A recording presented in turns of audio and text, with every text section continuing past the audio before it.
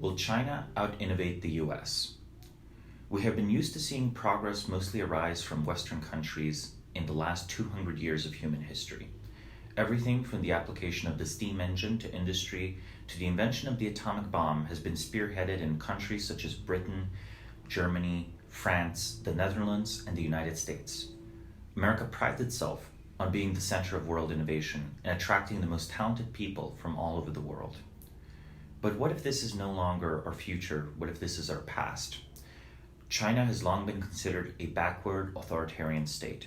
Today, it remains authoritarian, but it is difficult to argue that it is a backwater. Its economy is comparable to that of the United States, and its international reach is more and more coming to match US influence abroad as well. In the area of technology, Chinese electric cars have batteries that are as efficient and as lightweight as the batteries we see in a Tesla. In electronics, while products might be branded Apple, they are manufactured in China. Your iPhone, your iPod, your Apple Watch. You can propose that the Chinese are merely copying and making cheaper what already exists, but this neglects that in an industrial society, a key aspect of innovation is making things fit for mass production. If something is a technically interesting achievement, but is not fit for mass production, it is an interesting toy.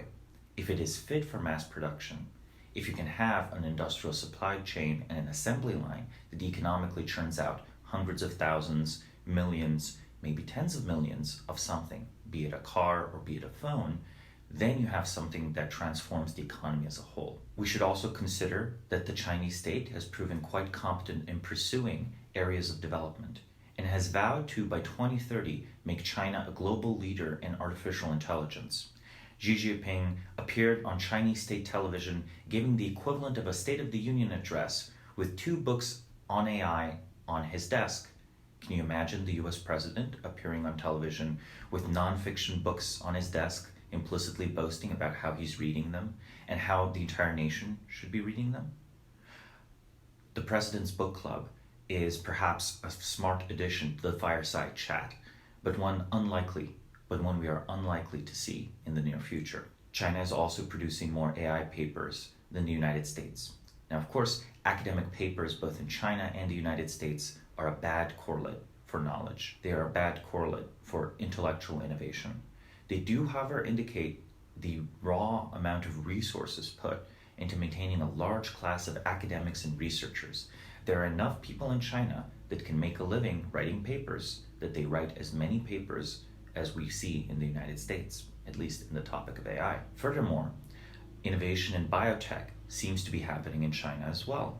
The first genetically modified humans, the first CRISPR babies, were born in China. Now, the scientist got into trouble, ethical trouble, but it's notable it was a Chinese scientist. It was not a Western scientist, not British, not Dutch, not American, that got in trouble for allowing what can be done to overrule what should be done. So much of our innovation follows this pattern. We didn't ask about the morality of the atomic bomb very much until we detonated the first one. The ability to do a thing is far harder to fake or rationalize than, well, we could do it, but it's too unethical. I think we might be hiding behind shoulds when we are lacking cans. Another interesting point to consider is that China excels at industrial espionage. So all innovations we produce are essentially available to them, either through direct military espionage or through copyright infringement. Copyright is at best legal fiction. This has been also true in Western industrialization. A big story of French industrialization was in fact industrial espionage on 19th century British technology and focused attempts to recruit British engineers and scientists.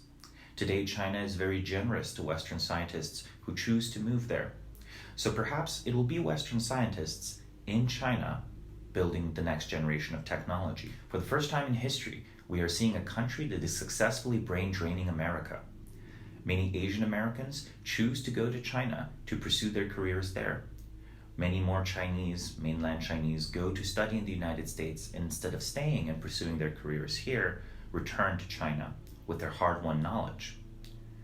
Perhaps we will see an international effort to develop new technologies, but if such an effort is based in Shanghai, it will be Chinese society and Chinese government that will benefit. My name is Samo Burja. I'm the founder of Bismarck Analysis. Thank you for watching this video, and please subscribe.